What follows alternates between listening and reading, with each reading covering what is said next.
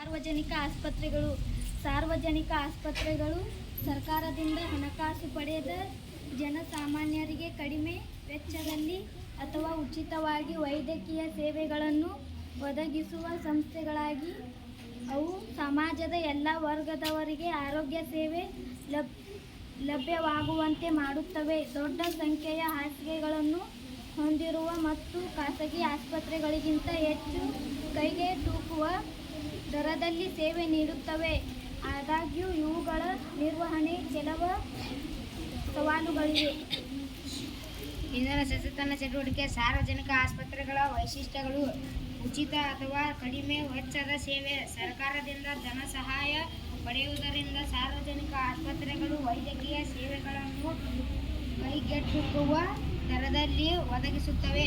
ಹೆಚ್ಚಿನ ರೋಗಿಗಳ ಸಾಮರ್ಥ್ಯ: ದೊಡ್ಡ ಸಂಖ್ಯೆಯ ಹಾಸಿಗೆಗಳೊಂದಿಗೆ ಇದು ಹೆಚ್ಚಿನ ಸಂಖ್ಯೆಯ ರೋಗಿಗಳಿಗೆ ಏಕಕಾಲದಲ್ಲಿ ಚಿಕಿತ್ಸೆ ನೀಡಲು ಸಾಧ್ಯವಾಗುತ್ತದೆ.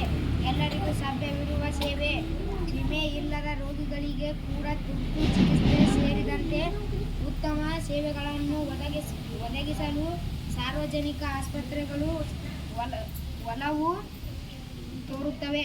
ಸರ್ಕಾರ ಸ್ವಾಮ್ಯ: ಈ ಆಸ್ಪತ್ರೆಗಳು ಸ್ಥಳೀಯ, ರಾಜ್ಯ ಅಥವಾ ರಾಷ್ಟ್ರೀಯ ಮಟ್ಟದ ಸರ್ಕಾರದ ಅಡಿಯಲ್ಲಿ ಕಾರ್ಯನಿರ್ವಹಿಸುತ್ತವೆ. ಇಂದಿನ ಸಚೇತನ ಚಟುವಟಿಕೆ ವಿಷಯ ಸರ್ಕಾರಿ ಆಸ್ಪತ್ರೆಗಳು.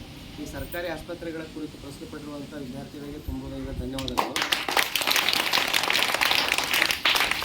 ಸರ್ಕಾರಿ ಆಸ್ಪತ್ರೆ ಅಂದ ತಕ್ಷಣ ನಮಗೆಲ್ಲ ನಮ್ಮ ಏನಾದರೂ ದೈಹಿಕವಾದಂಥ ತೊಂದರೆಗಳಂಥ ಸಂದರ್ಭದಲ್ಲಿ ನಾವು ಆಸ್ಪತ್ರೆಗಳಿಗೆ ಹೋಗ್ತೀವಿ ಅಲ್ವಾ, ಹೋಗ್ತೀವಿ ಇಲ್ವೋ? ಪಂಚಾಯತಿಗೆ ಒಂದಾದರೂ ಸಹಿತ ಆಸ್ಪತ್ರೆಗಳು ಇರ್ತಾ ಇದ್ದಾವೆ. ಸರ್ಕಾರದಿಂದ ಇರುವಂಥ ಆಸ್ಪತ್ರೆಗಳು ಪಂಚಾಯತಿಗೆ ಒಂದರೇ ಇರ್ತವೆ.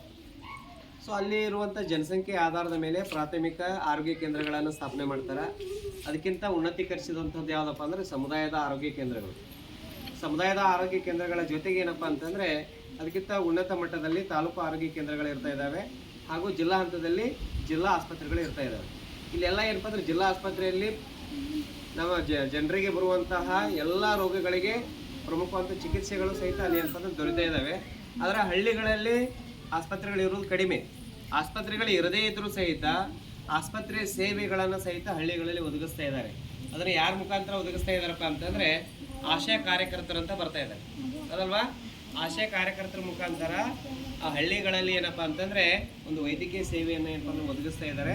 ಅದಕ್ಕೆ ಬಾಣಂತಿಯರಿಗೆ ಆಗಿರ್ಬೋದು ಅಥವಾ ವೃದ್ಧರಿಗೆ ಆಗಿರ್ಬೋದು.